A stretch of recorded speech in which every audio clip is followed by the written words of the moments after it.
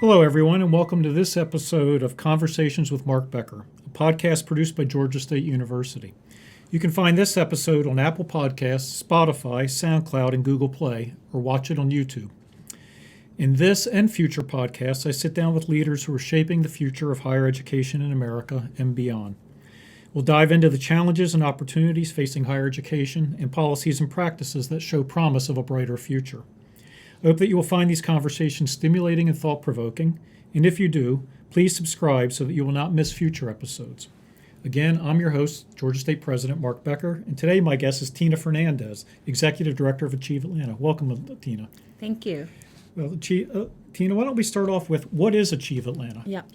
So to explain what Achieve Atlanta is, I like to actually just start with a little bit of context. And these are things you already know, but as you know, but not the people listening, don't right? The people know. listening don't know. But Atlanta, by many measures, is having an amazingly prosperous time. Mm-hmm. So we've got a great economy. We've got the third largest concentration of Fortune 500 companies across the country. We have really low unemployment. And the city is booming. But the reality is that not everyone is sharing in that prosperity. Alongside with that prosperity, we also have one of the lowest rates of social mobility in the entire country. And the Brookings Institute has named us the capital of income inequality 3 of the last 5 years. That's not something to be proud of. Not something to be proud of. And we know that still in the United States, and you know this, access to a higher education and a degree is still correlated with how well you're going to do in terms of your income. And so the reality is that up until about 4 or 5 years ago in Atlanta, only 14% of Atlanta public school students were going on to earn a post-secondary degree of any kind within 6 years of graduation. Associate's, technical degree, technical, any kind. associate's, 4-year degree. And so when you consider that very few students are getting a degree and then that we've got this income inequality, we believe that the biggest catalyst for social mobility is still helping students get a degree. Yep. And so that is really what Achieve Atlanta is about. So we crystallize that into our vision, which is that one day Atlanta will be a city where race and income no longer predict post-secondary success. And the way that we work to achieve that vision is we help students access, afford, and complete a post-secondary credential. It's terrific. So I know you don't do that alone. So let's start off with what is your relationship with the Atlanta Public Schools? Because you are not part of the Atlanta Public Schools per se. That's right. So our model is really premised on the idea that to be able to make this large-scale change requires cross-sector collaboration. And so that's where we come in. We really help to lead this cross-sector collaboration across different systems and then think about the pipeline from high school all the way to college completion, and then how can we bring resources, people, organizations around particular issues and help solve those problems. So we start with Atlanta Public Schools, who's an amazing partner of ours. We have a formal partnership with them, and with the district, we have designed a college advising program that spans the entire district and that we've been implementing over the last 4 years. So we work closely with district staff, with high school staff, with counselors. We bring in several nonprofits to provide additional capacity around college advising. One of those nonprofits is the College Advising Corps, which Georgia State is hosting several of our college advisors, and then also an organization called One Goal. And through those nonprofits and with the district, we have looked at the research, identified all of the leading indicators that students need to hit to be able to get to college, and then all together set collective goals around making sure that students are hitting those milestones. And I think it's quite remarkable, the agreement that you have with APS, because it's even a data sharing agreement, as I recall. Yeah, and that's actually one of the key elements of our agreement is that APS shares student-level data with Achieve Atlanta, and together their data team and our data team are constantly monitoring the data. So we put in place data collection methods to be able to track our progress along these indicators. The APS data team publishes monthly dashboards that then district staff and our partners can look at. And then we think about, okay, what's working, what's not working, where are we seeing problems?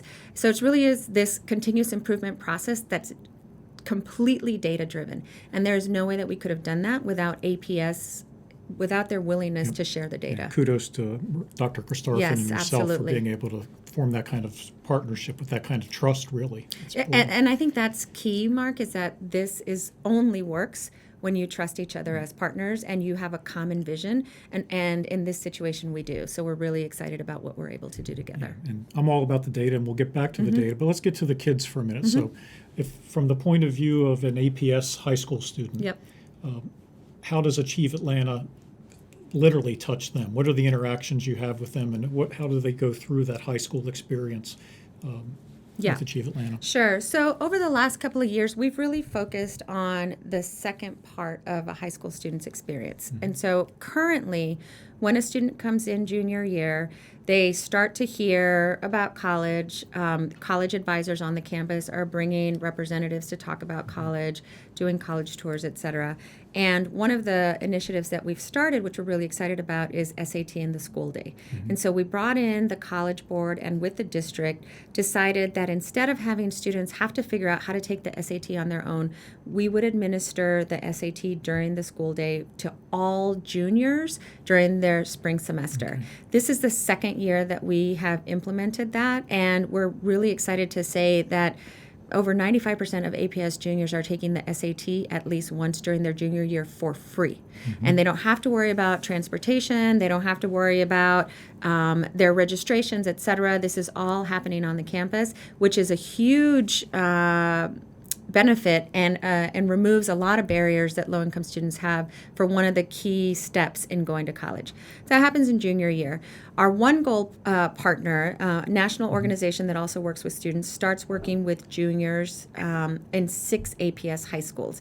And they start talking to them about, what's your current GPA? What are your current test scores? Where do you want to go to school? If you want to get from point A to point B, then what do you need to do in terms of the academics? What's the pathway? What's the process? Pathway? What's the process? It's a dedicated class that the student has on their schedule all of junior year. And so we've got lots of students that are also working with One Goal junior year. Once students get to senior year, that's when the college application process really kicks in. And so we have 27 college advisors across all APS high schools, and we have set a target that 90% of seniors will meet with their college advisor at least once every semester, and we're happy to say that we've surpassed those targets. And so college advisors sit with the students at the very beginning of their senior year and start talking about where do you want to go to school, what are the considerations, how do we build your college lists, and then walking them through that process. So you're 4 years in? We're 4 years in. Now, I pause because we've got lots of additional ideas about how we want to be working with students even earlier in the grades. And so we're excited that over the next year, we're going to be testing and piloting some initiatives. But even 4 years in, you said 4 or 5 years ago, APS, about 14% of the students, if I heard you correctly, were achieving a post-secondary credential. Yep. Let's say last year, Yeah. about what percentage of the students coming out of APS enrolled in a 4-year or 2-year institution? Yeah, that's a great question. So because we've only been around for 4 years, this is the first year where we're going to have students in every class in college. So we're very excited about that milestone. But when we started, we looked at the data, and only about 51% of APS graduating seniors were seamlessly enrolling in college, meaning that they were going to college the fall after they graduated high school. As of the latest data, which is 2018 data, 62% of APS graduates are seamlessly enrolling in college. So that's an 11 percentage point increase in 4 years. And what's more is that while we've been increasing the percentage of graduates going to college, APS has been increasing the number of Atlanta Public School graduates.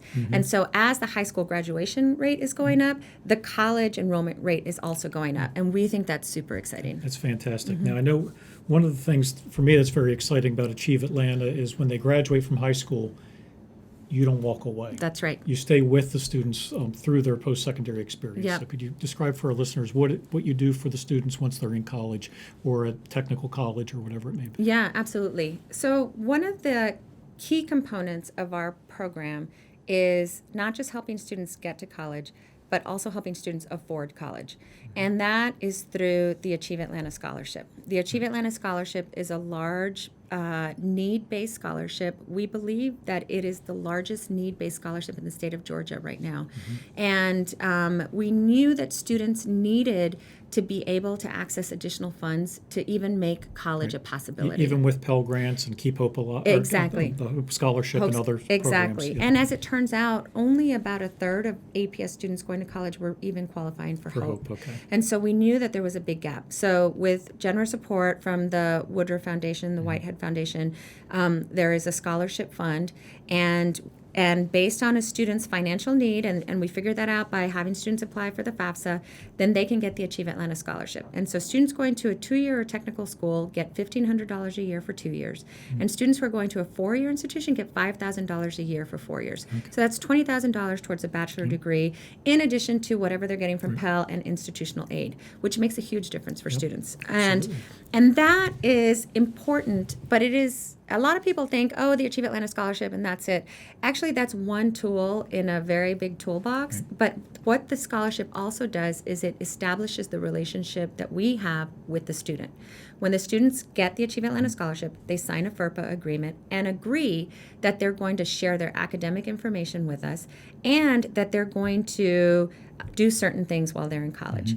And so that's where our support in college comes in. So we have currently partnerships with 10 colleges and universities, including Georgia State and Perimeter College, who are one of our very first partners. And through those partnerships, our university partners have agreed to designate staff on their campus as the Achieve Atlanta liaisons. They connect the Achieve Atlanta scholars to whatever student advising or first-year support services they have on the campus, and those vary by campus, but they connect students to the advising that they need and to all of the other supports that you know make students successful once they're in college. And then what we do is we meet with these partners twice a semester to look at the data. So how are these students doing? Are they progressing? Are they earning the credit hours that they're attempting? What's their GPA? Where are we seeing gaps? And together we work to problem solve and think about how we might increase performance so that students are on track to graduate. So that's on our partnerships with higher ed. A lot of our students go to schools where we don't have a partnership with a college or university. And in that instance, we bring in outside nonprofits to help coach and advise the students once they're on the campus. So that includes an organization called Beyond 12, which is a national organization, a local organization called EduTech, and One Goal also serves students into their first year of college. So through the Achieve Atlanta Scholarship and our model, we have about 3,000 scholars as of this fall who are studying across 200 colleges and universities. 75% of those students are staying in the state of Georgia. And if they are in the state of Georgia, they are also getting a coach and advisor either through our partnerships with colleges and universities or through our nonprofit partners. And what we're seeing is that this is increasing persistence from year to year in college. And we're excited about the possibilities. Okay, well, full disclosure, I serve on Tina's board, so I know a little bit about what she's talking about, and this point of the data. And so at every board meeting, we get data updates. So, I know you've got a data infrastructure. You have a full-time data person as part of your staff. What are some of the insights, some of the learnings you've had so far, just a few years in, as you've gotten into this work? Yeah, that's a great question. We've got a small and mighty data team, and what we have learned, I'll give you an example. One of the new initiatives that we're going to be starting in Atlanta Public Schools is helping students make stronger choices about where they will go to college, and that includes identifying schools that are a good academic match. And the literature shows that a lot of students actually undermatch. They could be going to a more selective institution, but for whatever reason, they, and usually it's around finances, they make a different choice. And when students undermatch, they actually have a lower chance of finishing college. They underperform. Right, they underperform. And so it's this idea of the higher the expectation, students rise to that expectation. So we looked at the data, and what we found was that a significant percentage of Atlanta Public School students who are going to college are undermatching, meaning they could be going to more selective institutions. And what we are doing is then thinking about how do we, and with our data team and with APS's data team, they're actually building an algorithm so that as students academic data will get put into this algorithm and will generate a list. And so a student who can go to Georgia State because they have the credentials will now see Georgia State on their list, as opposed to having to really try to create this list on their own, navigate all of the academic requirements of multiple institutions. And so what we're really trying to do is increase the number of students that are going to match schools. But first, we didn't even know we had a problem until we looked at the data. And when we saw that so many of our students were undermatching, we knew that we had to do something. So that's one example, and there are multiple like that. And it actually fits very nicely with the literature on choice architectures, that if people have too many choices, they don't make good decisions. They don't make optimal decisions. Right. But if you can give them an architecture where they have a small number of choices, they can make a more informed choice. Right. So instead of saying, you can go to any college and university, or even any college or university in Georgia. Instead, here are the 3, 5, 7, whatever number we recommend you look at most seriously. Exactly. And the other thing is that it enables more robust conversations from the college advisors, because often for a lot of low-income students and families, and it makes sense, the primary driver is cost. And so they're looking at how much is the tuition price. But what they don't understand is that there is financial aid, that there are ways of financing a college education, and those are really complex conversations. So if we can take the list building out of the equation and help students narrow their choices quicker, then you can start talking about the other things. What are the financial realities of those choices? Exactly. And the sticker price is not necessarily the paid price. Exactly. Yeah.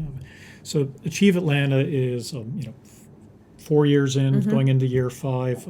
Exciting work, strong partnership with APS. But you're not the only model like this in the country. So can you say something about other cities, other districts that are doing similar work? Yeah. So what we have found is that there are lots of organizations and collaboratives that are really trying to address the problem of degree attainment across the country. One model really focuses on the financial piece. And so there are what are called promise programs in multiple states and cities across the country. And a promise program is a promise that there will be money for students who are going to college. Some promise programs focus only on 2-year schools. Some focus on 4-year schools. And so we are similar. We're sort of a smaller promise initiative in that we're not the state of Georgia, but we are guaranteeing money for students from Atlanta Public Schools who meet the financial criteria. And so that's similar. There are also other models. So, for example, in Boston, where collaboratives are coming together and bringing together nonprofits like organizations like Bottom Line and One Goal and others to really think about how do you bring nonprofits together so that more students get served, and you're sort of tracking similar measures of success and really collaborating across those types of organizations. What we think is really interesting about Achieve Atlanta is that we actually have all of the components. We have the high school, we've got the financial, and then we've got the post-secondary coaching as well. And what we think our secret sauce is, because all of this work gets done through partners. Georgia State is the expert in serving students. APS is serving students on their academic needs. Nonprofit serve students. What do? We're really good at bringing people together, aligning around a common vision and common goals, and then creating the conditions for effective collaboration. And so we sort of see that as our role, and other places are starting to take notice. And so we've been invited to speak at several convenings across the country. We've had delegations from other cities come to learn about the work that we're doing and how we're facilitating these partnerships. And at the end of the day, it's what you said at the beginning, which is it all comes down to trust and really thinking about, we're all trying to achieve the same thing. How can we do our work, but also set aside any sort of personal or organizational agendas to come around a common vision and really make progress? And so that we're super excited about thinking about how we might scale that to other places. Well, it's exciting. I think back 20 years ago, I think one of the insights that I obtained from Frank Rhodes, former president of Cornell University, was one of the keys to success in the 21st century would be the ability to partner constructively. And you've got that partnership modeling down to a T. You're doing great. But you also have not only the trust, but you have the data, and so that you're constantly not only purpose-driven in what you do, but you're holding yourselves accountable for the purpose that you're driving towards. Absolutely, and that is huge. we measure everything. She means that too. We really measure everything, and because we want to make sure that our work is producing. This is not about feeling good. This is about getting results. Oh, you're changing. You're changing the world. You just said in the beginning, the disparities, income disparities, the opportunities in this city are much greater than they should be. Right. And you're one of the organizations working hard to move that needle to close those disparities, close those gaps. Yeah, well, and that is really what we're about. And I'm really proud to have a team of people who are really dedicated to this work and have embraced that same philosophy, that at the end of the day, we are holding ourselves accountable and we're holding our partners accountable. And we can't hide because we've got the data right in front of us. And sometimes the data does not, tell us what we want it to tell us. And so we go back to the drawing board and think about, okay, if this is not working, how do we make changes? Very good. So for our listeners who want to know more about Achieve Atlanta, where can they get more information? Yep, people can go to our website, www.achieveatlanta.org. We are also very active on social media, so find us on Twitter, Instagram, LinkedIn, and even YouTube. So there's lots of places you can find out about our work. Terrific. Well, Tina, thank you so much. It's been a real pleasure. Yes, thanks, Mark. Look forward to having you back down the road as you continue your work and continue to learn and make progress and really make a difference for the city, particularly for these students and their families. Well, thank you. This has been Conversations with Mark Becker, a podcast produced by Georgia State University, and you've been listening to a conversation with Tina Fernandez, Executive Director of Achieve Atlanta. To hear future conversations with leaders who are helping shape the future of higher education, you will find Conversations with Mark Becker on Apple Podcasts, Spotify, SoundCloud, and Google Play, as well as on YouTube. Thank you for listening, and remember to subscribe so that you will not miss future episodes. Goodbye for now.